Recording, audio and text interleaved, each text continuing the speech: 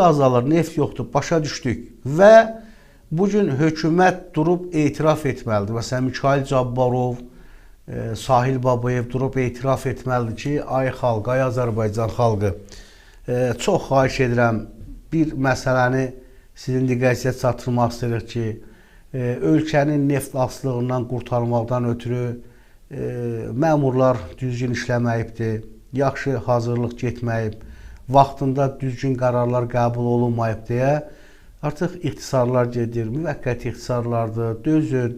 Sabah neft asılılığından ölkəni xilas edib, nə bilim, Hollandiyaya çevriləcək ölkə, gül əkəcəyik, nə bilim,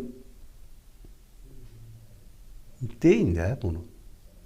Baxmayaraq ki, Azərbaycan məmurları Azərbaycanda gül yox, Azərbaycan insanları üçün dərd əkiblər, dərd ağacı. Dərd ağacı əkiblər. Vətəndaş da, indi bilirsiniz, Azərbaycanda heç kim sözünü deyə bilmir, sözünü deyənə, düz danışana dəli kimi baxırlar.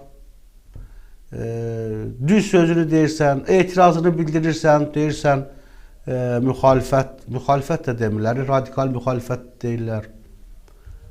Nə deyəsən?